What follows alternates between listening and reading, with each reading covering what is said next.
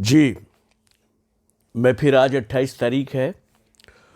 आप सबसे मैंने वादा किया था कि मैं लगातार रोज़ आपको एक अपनी ज़िंदगी में गुज़री हुई ज़िंदगी में आए हुए तजर्बात और जो हकीकतें सामने आती रही हैं अजीब व गरीब, वो मैं आपको सुनाऊंगा। तो आज 28 तारीख है। 28 तारीख के लिए यानी ये छठी मैं आपको कहानी सुनाऊँ। 5 पहले सुना चुका हूँ और ये छठी कहानी है। ठीक है। इस कहानी में मैं आपको शुरुआत यहाँ से करना चाहता हूँ कि मेरे फादर, मेरे जो पिताजी थे, मेरे वालिद साहब जो थे, वो एक तरह से एंटीक्स में काम करते थे। पुरानी चीज़ों का उन्हें बड़ा शौक़ था और कुछ हमारे घर का जो मिजाज और कारोबार था, धीरे धीरे धीरे धीरे वो भी उसी तरह से शिफ्ट होता चला गया। मैं पढ़ता रहा, पढ़ा लिखा, बड़ा हो गया, बच्चे हो गए, बच्चे भी पढ़े और एक मेरे बेटे ने म्यूजियोलॉजी में इंटरेस्ट लिया। नेशनल म्यूज़ियम से उसने टॉप भी किया और वहाँ से मास्टरेट भी किया। शानदार ज़मान उसका नाम है। अब उन्होंने चूँकि म्यूजियोलॉजी से करा था, कुछ घर का मिजाज भी वैसे ही था, हमारे कारोबार भी कुछ बाद में उसमें टर्न होता चला गया और मैं खुद भी मिजाजी तौर पे आर्ट कलेक्टर हो गया। आर्ट कलेक्टर आप लोग समझते हैं कि अपने भारत की आर्ट को कलेक्ट करना, उसे प्रिजर्व करना, उसे प्रोटेक्ट करना, ये हमारा काम भी हो गया। और कभी कभी फिर बाद में ऐसा जो चीज़ दिल से उतर जाती थी या जिसको वक्त ज़्यादा हो जाता था, उसे हम कोई चाहता था हमारे मित्रों में से, दोस्तों में से, लीगली तरीक़े के साथ, नियम अनुसार हम फिर उस सामान को बेच भी देते थे। हमारे पास आर्ट के कई ऑब्जेक्ट्स, कई आर्टिफैक्ट्स हमारे पास आर्कियोलॉजी ऑफ इंडिया से भी रजिस्टर्ड करा रखे। यानी मैं ये भी कहना चाहता हूँ इस ऑडियो में कि भाई देखो, हम जो भी काम करते हैं ज़रा देशभक्त किस्म के आदमी हैं, बहुत तौर तरीक़े से और सिस्टमेटिकली करते हैं। रिज़ल्ट अब चाहे जो भी कुछ है। अब मैं यहाँ से अपनी बात शुरू करता हूँ। एक बार मुझे किसी ने कश्मीरी गेट पे जो सिविल लाइन एरिया है, वहाँ के एक कबाड़ी का मुझे फ़ोन आया। फ़ोन उसने, बहुत साल पहले की बात है, ये काफ़ी, तब तो मैं अभी शादी, बच्चे वगैरह सब सेटल। तो उसका मेरे पास फ़ोन आया, उसने कहा कि एक घर टूट रहा है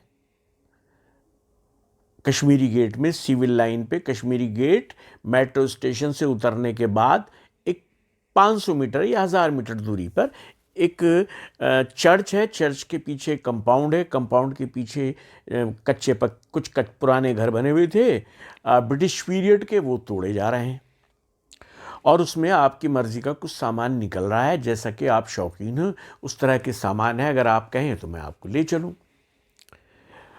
मैंने कहा ये तो मेरे काम की बात है। मैंने उसको जवाब दिया, अरे यार ये तो मेरे शौक़ है भाई, तो जब कहे मैं तब आ जाऊँगा। तो उसने कहा तो फिर आप कल आ जाइए।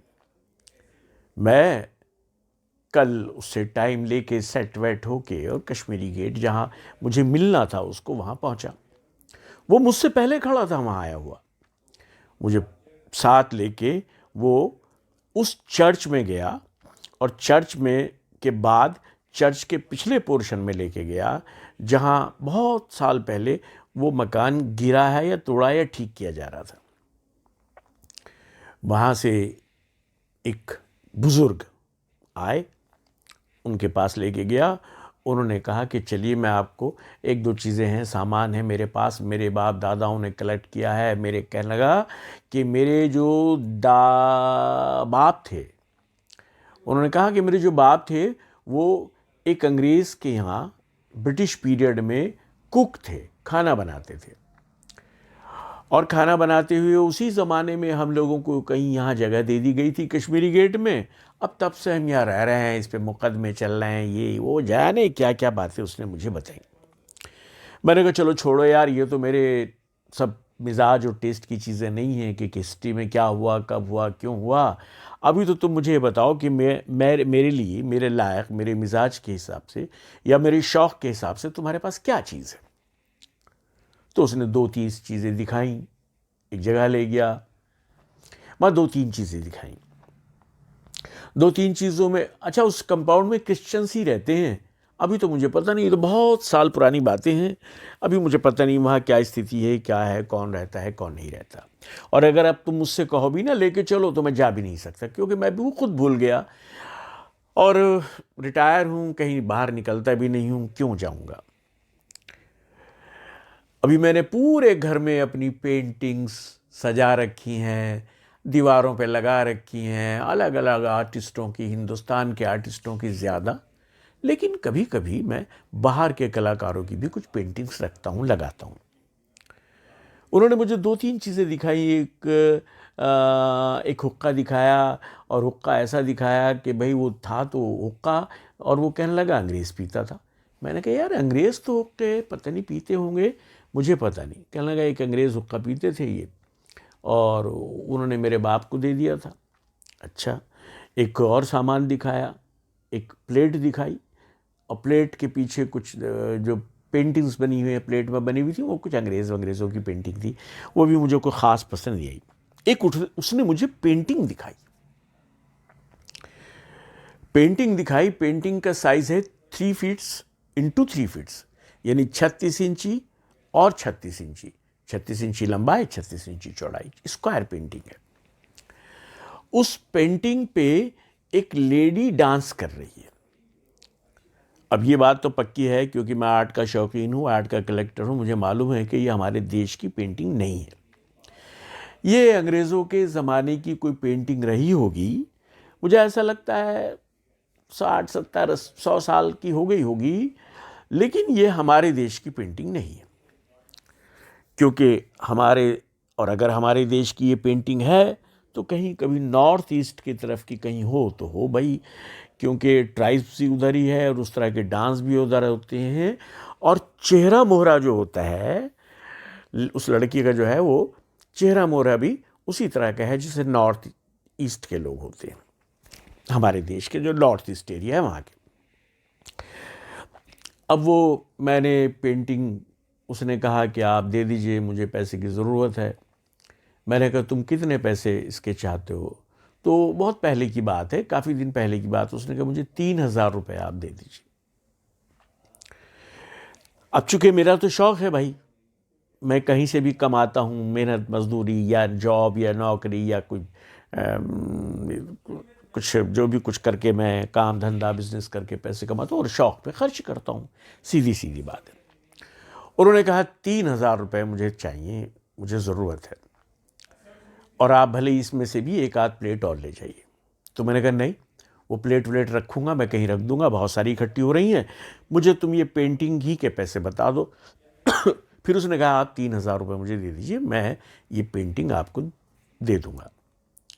मैंने उससे बार्गेनिंग नहीं की, वो ख़ुद भी सीनियर आदमी थे, बुज़ुर्ग थे, तो मैंने उनसे कोई बार्गेनिंग नहीं करी, कुछ बात नहीं करी। और मैंने उनसे और उनका हाल चाल पूछा, तो कहने लगे मैं बीमार चल रहा हूँ, मुझे दवाई ववाई जाना, हॉस्पिटल जाना, ये वो सब। ओके, मैंने 3,000 रुपये उनको दे दिए, और वो पेंटिंग मैंने उनसे ले ली, और अपनी, उस ज़माने में मेरे पास दूसरी गाड़ी थी एनी, उस ज़माने में तो एनी गाड़ी के अंदर वो पेंटिंग मैंने रख ली। अच्छा, वो पेंटिंग रखने के बाद मैं उस पेंटिंग को जो ऐसे ले आया कि भाई पेंटिंग है, चलो ले आया। एक अच्छी पेंटिंग लगी मुझे, 3 फीट बाई 3 फीट की पेंटिंग में एक लड़की डांस कर रही है, और डांस करने में ग्रीनिश कलर की वो डांस की पेंटिंग है, बैकग्राउंड भी ग्रीनिश है, बहुत सूख सी गई थी, सूखी हुई थी।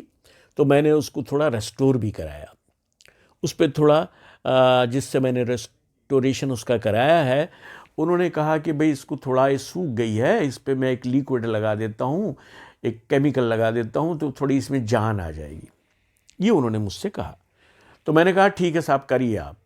उन्होंने भी ले लिए कुछ, शायद उस ज़माने में 2,000 रुपये शायद उस काम के उन्होंने भी लिए। मैंने कहा उस पर सब पट्टियाँ टूट टूट के गिर रही थी, सूख गई थी ना पेंटिंग पड़े पड़े। लिहाजा वो पेंटिंग मैं रेस्टोर करा के मैंने अपने घर में टांगी। अब वो पेंटिंग मेरे पास अभी भी है। उस पेंटिंग की फोटो मैं आपको अपने इस ऑडियो के बाद लगा दूंगा, ताकि आप उसे अच्छी तरह देखें नहीं सिर्फ, बल्कि निहारें। और निहार के मैं उसमें एक बताऊंगा कि उसी पेंटिंग में एक और आदमी बना हुआ है जो मुझे नहीं पता था, जो मुझे दिखाई भी नहीं दिया था। वो उसमें एक आदमी बना हुआ है, बूढ़ा आदमी बना हुआ है। लड़की नई जवान है, डांस कर रही है, लेकिन उस पेंटिंग के पीछे एक बूढ़ा आदमी बना हुआ है, जो उस पेंटिंग के कंधे पे सर रख के, वो जो कंधे पे डांसर है उसके कंधे पे सर रख रखा है उसने। वो हमें दिखता ही नहीं था, दिखाई नहीं दिया। तो अब मैं उस कहानी पे आता हूं जो मैं आपको बताना चाहता हूं। भाई मेरी बातों को ज़रा गौर से सुना कीजिए, क्योंकि ये मेरी बातें जो हैं कहानी नहीं है, ये वाक़यात हैं, किस्से हैं, और कीमती भी है। अब ज़रा आप लोग से ये भी कहना है कि डरिए मत। मैं भी नहीं डरा था, एक बार हल्का सा डरा था, लेकिन आप लोग बिल्कुल ना डरें, बिल्कुल बहादुरी के साथ ये कहानी सुने। जहाँ हम रहा करते थे वहाँ 2 कमरे उसमें 3 थे, लेकिन 2 कमरे में बच्चे और मेरी वाइफ, और बाहर के कमरे में मैं भी कभी कभी सो जाया करता था। और उसी के साइड में जो जगह थी जहाँ हम ये पेंटिंगें रख लिया करते थे, अब हम वहाँ नहीं रहते हैं, अब तो हम दूसरी जगह आ गए हैं, साउथ दिल्ली में आ गए हैं ये मैं तो वहाँ पर मैंने उस पेंटिंग को टांग रखा था। एक दिन ऐसा हुआ कि रात को कुछ 2, ढाई या 3 बजे मैं कुछ पढ़ लिख के कुछ स्टडी करके लेटा था। नींद आ रही थी, आई नहीं थी, जाग रहा था, सोया नहीं था, मगर जाग भी नहीं रहा था। कुछ ऐसी स्थिति में मेरी वो थी वहाँ उस वक्त। तो उस कमरे से मुझे वहाँ मेरे उसी पेंटिंग के बराबरी में और पेंटिंग्स भी टंग रही थी, कोई रखी थी, कोई टंग रही थी। वहाँ एक मेरा गिटार रखा रहता था। मेरा नहीं था गिटार, मेरे बेटे ने ख़रीदा था। तो वो उस कमरे में, कोठड़ी में से, वो जो छोटा कमरा था साइड में, उसमें से गिटार गिरने की आवाज़ आई। तो जब गिटार गिरा तो भड़ंग भी हुआ, वो बज भी गया थोड़ा सा। एक ऐसा नहीं कि मुस्तकिल बज रहा, रंग होके बजा और गिटार गिरने की आवाज़ आई। मैं खड़ा हुआ, मैंने कहा यार अंदर तो हमारे यहाँ चूहा भी नहीं है, बिल्ली भी नहीं है, और हम तो बिल्कुल सेफ कमरा है, ये गिटार की आवाज़ कैसे, गिरा कैसे? गिटार गिरने की तो गुंजाइश नहीं था, बिल्कुल कोने में रखा था।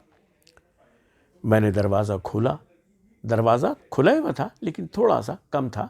तो मैंने उसको पूरा खोल के लाइट जला के देखी तो गिटार गिरा हुआ पड़ा है। वो गिटार गिरा हुआ पड़ा है। मैंने चारों कमरे में तरफ नज़र मारी तो वो पेंटिंग ठीक है, बाकी पेंटिंगें भी लगी हुई हैं, लेकिन वो गिटार उस पेंटिंग के पास रखा था जिसका मैं आपको कहानी सुना रहा हूँ। गिटार गिरा। मैंने सोचा हो सकता है कोई कारण रहा हो या कोई और भी वजह हुई। मैं गिटार फिर दोबारा सीधा करके आके फिर लेट गया और पता नहीं थोड़ी बहुत देर के बाद नींद आ गई होगी। अब ये बताता हूँ कि 1-2 दिन के बाद, अभी 2 दिन हुए थे इस पेंटिंग को लाए हुए, सिर्फ दूसरा ही दिन इस पेंटिंग को लाए हुए था। अब जब इस पेंटिंग को लाए हुए तीसरा दिन होता है तो मैंने वो एज यूजुअल मैं उसी बिस्तर पे आके लेटा, थोड़ी स्टडी करी, थोड़ा पढ़ रहा था, देख रहा था, पेंटिंग्स के बारे में किताबें पढ़ रहा था, और फिर मैं सोया नहीं था, जाग रहा था। 2-1:30 बज गए थे। उसके बाद फिर गिटार बज गया, ड्रंग गिरा नहीं मगर एक आवाज़ निकली, गिटार ड्रंग करके। गिटार जो होता है, वो गिटार भी मेरे पास मौजूद है।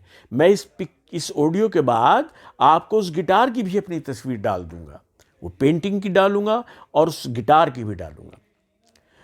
अब क्या होता है कि गिटार बजा, मैं फिर उठा, लेकिन आज मैं सच बताऊं आप लोगों से, आज मैं डरा। कल तो बजा ही था, गिरा भी था, आज ये बजा तो मुझे डर लगा। थोड़ा मैं डरा, थोड़ा नहीं, अच्छा खासा डरा। और मैंने अपने कमरे की इधर की उधर की लाइटें वाइटें 2-3 जलाई। मैंने जाके देखा तो गिटार वहीं रखा है, गिरा नहीं था आज। वो पेंटिंग भी वहीं रखी है। पेंटिंग की तरफ को तो मेरा ध्यान ही नहीं जा रहा था, मैं तो खाली गिटार को देख रहा था। लेकिन वो गिटार उस पेंटिंग के ही सहारे लगा हुआ था, रखा हुआ। मुझे कुछ डर लगा और मैं सो नहीं पाया। घंटे 2-3 घंटे और जागता रहा। और जब सुबह शुरू हो गई, यानी कुछ 5 बज गए, तब मुझे नींद आ गई और मैं सो गया। सुबह उठने के बाद मैंने अपने वाइफ से, अपने एक दोस्त हमारे रहा करते थे, वो भी सरकारी अफसर थे, उनसे छोटी छोटी बातें करते रहते, तो उनसे मैंने वो जिक्र करा कि यार गिटार 2 दिन से बज रहा। अब मेरी समझ में आया कि कोई ना कोई चक्कर गिटार के साथ है। गिटार को मैंने वहाँ से अगले दिन सुबह जब मैं उठ गया तो मैंने कहा यार गिटार यहाँ मत रखो। मैंने थोड़ा गिटार दूर करके रख दिया। गिटार जब मैंने दूर करके रखा और फिर मैं उस रात को सोया तो गिटार नहीं बजा। गिटार वहीं का वहीं रखा रहा। हाँ, ये ज़रूर हुआ कि पेंटिंग जो ज़रा टेढ़ी सी रखी हुई देखी थी मैंने कल, टेढ़ी से मतलब ऐसे कुछ टेढ़ी, क्योंकि वो तार में बंधी हुई थी ना, तो टेढ़ी सी टंगी हुई थी। ज़मीन पे से तो रंगी हुई थी, लेकिन तो थोड़ी टेढ़ी सी हो गई थी। कल ये मैंने गौर करा था, मगर मैं पेंटिंग की तरफ को मेरा ध्यान ही नहीं गया था। गिटार मैंने वहाँ रखा। बाद में मैं सो गया आके। मैंने कहा भाई चलो सो जाते हैं, क्या हो। फिर उस कमरे में अगले दिन, देखिए अभी 4था दिन शुरू हो गया, यानी उस पेंटिंग को लाए हुए सिर्फ 4 दिन हुए हैं। मैंने देखा कुछ, मुझे अंदर उसी कमरे में थोड़ी ऐसी आवाज़ आई जैसे कोई कुछ चेक कर रहा हो, कुछ सामान देख रहा हो, कुछ इस तरह का आवाज़ आई। एक आध फट्टे वट्टा की, इसकी उसकी, दूसरा और पेंटिंग में वैसी वैसी कुछ आवाज़ आई। अब ये भी तकरीबन वही वक्त तो एक ही था, 2 बजे, 1:30 2 की शायद, उसके भी बाद मैंने फिर लाइटें सारी जलाई। उस कमरे की नहीं, पहले मैंने सारी लाइटें जलाई और फिर उस कमरे की लाइट जलाई। तो मेरे दिमाग में आया कि गिटार तो मैंने यहाँ रख दिया था और ये पेंटिंग तो टेढ़ी हुई थी, इस कमरे में तो कोई जाता ही नहीं है, ये तो मेरे पास ही रहता है सारा काम, मेरी उसके आगे तो मेरा बिस्तर होता है रास्ता छोड़ के। तो मैंने देखा तो पेंटिंग टेढ़ी हुई थी। जो पेंटिंग टेढ़ी हुई थी वो पेंटिंग सीधी है। मैंने कहा यार सीधा तो इसे कोई कर नहीं सकता था जब तक इसे टांग के ना करे या थोड़ी नीचे से सपोर्ट है, ये सीधी कैसे हो गई। अब मुझे डाउट शुरू हुआ कि मामला गिटार का नहीं है, मामला इस पेंटिंग में कुछ है। जब ये पेंटिंग के मैंने गौर करा, इसे सीधी कैसे हो गई, उस पेंटिंग को मैंने कहा यार इसमें ही कुछ मामला है पेंटिंग में। भैया मैंने सोचा कि कल सुबह इस पेंटिंग को निकाल के मैं भैया बाहर रख दूंगा या किसी को दे दूंगा या किसी कबाड़ी को बेच दूंगा, मतलब इस पेंटिंग को घर से जाना चाहिए। ये मैंने डिसाइड कर लिया।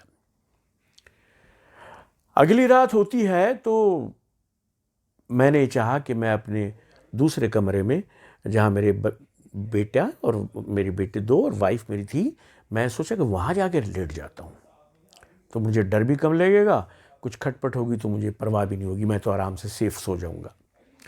भैया ये सोचना था, इतना सोच ही रहा था मैं, तो मुझे पता नहीं कैसे एक ताकत आई कि नहीं ऐसा कैसे हो सकता है, तुम तो अरशद ज़मान हो, भला तुम कैसे डर सकते हो, तुम्हारे तो बुज़ुर्गों ने मुल्क की।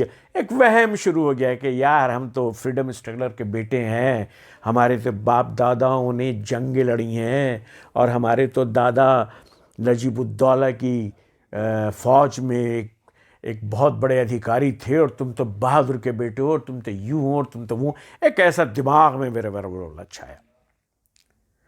मैंने अंदर अपनी वाइफ के साथ जो मैं जाके सोना था कमरे में, उस कमरे में, वो मैंने कैंसिल करा और मैं फिर वहीं सोया। मैंने कहा देखी जाएगी क्या होगा, आज मैं देखता हूँ क्या होता है। मैं फिर वहाँ आके लेट गया। अब की बात ये हुई कि अब की बार पेंटिंग को कुछ नहीं हुआ, पेंटिंग सीधी थी, वजूद में थी, जैसी थी वैसे ही रही। ये मैंने चेक करा, मगर जब मुझे कमरे में अगले दिन भी खटपट नज़र आई, मैंने कमरे में गया, मैं देखा तो मैंने देखा ये पेंटिंग साफ क्यों दिखाई दे रही है मुझे, साफ सुथरी दिखाई दे रही है, बिल्कुल जैसे पहले डस्ट वस्ट थोड़ी सी कुछ थोड़ा सा कुछ थी, तो मैंने कहा देखा आज तो साफ है यार पेंटिंग। मैं भैया मेरी सारी बहादुरी फिर निकल गई और मैं फिर डर गया कि पेंटिंग को साफ कौन करके गया रात में, भाई ये पेंटिंग साफ कैसे हो गई। मैंने तो कल देखा था कि गंदी सी हो रही थी थोड़ी सी, और अभी साफ करने की मुझे तो जरूरत थी नहीं, क्योंकि अभी बेचनी नहीं, दिखानी नहीं, दीवार पे टांगनी नहीं, तो क्या साफ करूंगा। बस मैं आके लेटा था, तो वो जो मेरा कमरे से बाहर जाने वाला दरवाज़ा था उसके बाहर भी एक बरामदा सा था, वो थोड़ा खुला हुआ था तो हवा भी नहीं आ सकती थी, थोड़ा वो खुला हुआ देखा मैंने, तो मैंने देखा कि एक धुंध सी, धुंधलाहट, धुआं सा मुझे ऐसा नज़र आया, धुआं धुआं धुआं सा, कुछ सफ़ेद सफ़ेद धुआं सा आया, और मुझे ऐसा दिखाई दिया कि कोई बूढ़ा आदमी उस खुले हुए छोटे से दरवाजे में से उस धुएं जैसे रूप में और उस धुंधलाहट में को निकल रहा है, चला गया है। मैं बहुत परेशान हो गया कि ये आज कैसे हो गया, ये कौन है, क्या रोज़ यही आ रहा है। मगर उम्र तो इनकी ज़्यादा है, मुझे लगा कि कोई 70-75 साल के आदमी हैं। पूरा तो मुझे आदमी नहीं दिखाई दिया, मैंने उनका जाता हुआ सिर, उनके बाल और उनके कंधे तक उनको देखा, बाकी वो धुंध में से थे, कुछ धुंधलाहट थी। बाहर चले गए। मैंने अगले दिन ये बात एक दो लोगों से और कही, बात चर्चे में आई, तो उन्होंने कहा यार तुम वो पेंटिंग निकाल दो, फेंक दो, भेज दो, ये कर दो, वो कर दो। मुझे वो पेंटिंग और आर्ट से तो बहुत प्यार है, हाँ, और हमारे सारे घर वालों को प्यार है। मैंने कहा बच्चे से, अपने बेटे से भी कहा, वाइफ से भी कहा, मैंने कहा यार पेंटिंग को फेंको बाहर, नुकसान दे देगी। ऐसे ऐसे मैंने रात देखा, ऐसे हुआ ऐसे हुआ, 3 दिन से देख रहा हूँ, ये है वो है। तो हमारे घर के लोगों ने कहा नहीं हम भैया पेंटिंग नहीं ख़राब करेंगे, हमारा आर्ट है यार, कमाल है हमारे देश का आर्ट, और देश का हो ना हो, कहीं का भी हो, आर्ट तो आर्ट है, आर्ट को हम कैसे फेंक देंगे यार, ऐसे तो हो ही नहीं सकता। ये तो हमारा ईमान, धर्म, मज़हब, प्यार, मोहब्बत, दुनिया की चीज़ें इसमें हमारी मुलव्विस है। मैंने भी तय करा कि अच्छा भाई हमने फेंकनी नहीं है। फिर उस पेंटिंग को निकाल के मैं धूप में लाया, थोड़ा ठंड सी भी हो रही, धूप में ला के मैंने उसे रखा थोड़ी देर तक, और धूप में रख के दूर से देखा कि असल में इस पेंटिंग में है क्या जो ये कोई परेशान कर रहा है, पेंटिंग को ठीक कर रहा है, सफाई कर रहा है, गिटार गिर जाता है उससे, कभी कभी बच जाता है, क्या हो क्या रहा है। बहुत गौर से देखने के बाद मुझे उसी फिगर में, जो मैं आपको इस पे ऑडियो के बाद लगाऊंगा, इस पेंटिंग में एक चेहरा और दिखाई दिया। जब मैंने 3-4 घंटे उस पेंटिंग को देखा, तो फिर इस पेंटिंग के पीछे एक चेहरा और दिखाई दिया जो दिखता नहीं था पहले कभी। और अभी आपको बता रहा हूं, आप देख लेंगे, नहीं तो आपको भी नहीं दिखाई देगा। अब उस चेहरे को मैंने वो चेहरा सामने से है, उस जो डांसर है उसके कंधे पे वो सिर रखे हुए चेहरा है, सिर रखे हुए चेहरा है। तो मैंने उस जाते हुए आदमी को चेहरा सामने से तो देखा नहीं था, तो मगर उसकी जो मैंने सोचा कि ये पीछे से आदमी कैसा होगा, तो वही बाल, मूछे, दाढ़ी, बड़ी ऐसी अजीब सा, वो आदमी जो मेरी पेंटिंग के पास आ रहा था, रोज आ रहा था 4-5 दिन से, वो आदमी उसके कंधे पे बैठा हुआ है, उसके कंधे पे सर रख के पीछे से लगाए हुए बैठा है। मैंने अपने दोस्तों को फ़ोन किया जो आर्ट की लाइन से हैं, तो हमारे एक दोस्त हैं, बहुत तजर्बेकार हैं, मैंने उनसे भी कहा, पंकज जी नाम है उनका, वो लाजपत नगर में रहते हैं, उनका एक आर्ट गैलरी भी है, पंकज वाड्रा। तो मैंने उसको भी कहा, मैंने कहा भाई, मैं गया, मैंने उनको बहुत सारी डिटेलें नहीं बताई, मैंने कहा एक पेंटिंग को मैं हटाना चाह रहा हूँ, पंकज जी ऐसे ऐसे बात है, मैं फाड़ूँ, क्या करूँ, कैसे करूँ, क्या करूँ। उन्होंने फ़ौरन कहा कि नहीं, बिल्कुल नहीं। तो उन्होंने कहा नहीं, अगर बात है तो मैं लूँगा और ये करूँगा और वो करूँगा, और तुम उसे रखो भाई, ये तो बहुत इंपॉर्टेंट पेंटिंग है, अला फला अला। एक मेरे दोस्त को मैंने फ़ोन किया, वो आ गए, वो भी आर्टिस्ट हैं, उन्होंने बताया कि यार जो पहले आर्टिस्ट पेंटिंग बनाते थे वो अपने को कहीं पेंटिंग के बीच में ही छुपाते थे, मगर ये काम सिर्फ बड़े आर्टिस्ट काम करते थे, जो महान आर्टिस्ट होते थे, पिकासो, बड़े बड़े लोग जो थे वो अपनी फिगर को, अपने चेहरे को उस पेंटिंग में कहीं ना कहीं रखते थे। ये पेंटिंग उसी लेवल के किसी आर्टिस्ट की बनी हुई है और ये आर्टिस्ट का चेहरा है। मैंने देख लिया, उन्होंने भी देख लिया। भाई साहब, पेंटिंग को मैं अपने कमरे में नहीं लाया, मुझे डर लगने लगा, मैं खौफ खाने लगा। मुझे ऐसा लगा कि कहीं मेरे घर पे इन नसीबों का साया ना पड़ जाए। पंकज और लोगों से भी, पंकज जी से कभी मैंने बात करी, लोगों से, वो सीनियर आदमी है, उनसे भी मैंने बात करी, और आर्टिस्टों से भी बात करी, और पेंटिंग आर्ट डीलरों से और आर्ट कलेक्टरों से भी बात करी। सब कुछ लोगों ने उस पेंटिंग को आके देखा भी। उन्होंने कहा कि ये जो पेंटिंग है, ये आर्टिस्ट है, फिगर है, इन्हीं की बनाई हुई है। अब ये इस लड़की से प्यार करते होंगे शायद, या इस लड़की में इनका बहुत इंटरेस्ट होगा, या ये पेंटिंग इनकी फेवरेट होगी, और जो इनकी रूह है, कलाकार की रूह है, वो यहाँ आती है और इस पेंटिंग को निहारती है। अगर ख़राब हो रही हो तो उसे सीधा करके चली जाती है। और जिसने तुम्हें पेंटिंग ये बेची है, असल में उसने भी, उनको लगता है कि असल में उन्होंने भी ये पेंटिंग डर के लिहाज से ही बेची है। उनके यहाँ भी इस तरह की परेशानी हो रही होंगी और वो डर गए होंगे और इस बात से उन्होंने ये पेंटिंग तुमको बेची। अब देखो भाई, इसमें कोई बताने जैसी बात नहीं है, इसमें कोई सिखाने जैसी बात भी नहीं है, मगर मेरा ये पेंटिंग मेरे पास है। अब इस पेंटिंग को अब हमने टांग रखा है और आज भी ये पेंटिंग हम बहुत हिफाजत से रखते हैं। मेरा बेटा कभी कभी आके बताता कि पापा, मेरा हीटर जो है किसी ने बंद कर दिया है। अच्छा भाई, बंद कर दिया होगा। कभी कभी मेरा बेटा आके बताता है कि पापा, यहाँ से मुझे कुछ अजीब अजीब सी आवाज़ें आती हैं। तो मैंने कहा कोई फिक्र मत करो, असल में ये पेंटिंग आजकल उसी के कमरे में, एक 25-30 पेंटिंगें और हैं उसके कमरे में, ये पेंटिंग भी उसी के कमरे में टंगी हुई है। अब देखो भाई, इसमें ना तो कुछ सिखाने की बात है, ना कुछ समझाने की बात है, ना मैं इसको दिल खोल के आपको सच्चाई को कैसे लाऊं, दिल चीर के तो दिखा नहीं सकता। जो हकीकत है मैंने बता दी। यकीन करें आप या ना करें, ये भूत प्रेतों पे दरअसल मुझे भी यकीन कम होता है, लेकिन ये हुआ है, होता है। और आज भी, इन दिनों भी, कभी मेरे बेटे का हीटर बंद हो जाता है काफ़ी देर चलने के बाद, कभी कुछ ऐसा होता है कि वो जो आर्टिस्ट है जिसने इस पेंटिंग को बनाया है, वो अब हमसे फेवर करते हैं, हमें प्यार करते हैं एक तरह से, या हमें वो मान सम्मान देते हैं, और अपनी इस महबूबा की पेंटिंग को देखने के लिए अक्सर वो शायद आते जाते होंगे। बस आज की बात मैं यहीं ख़त्म करता हूँ।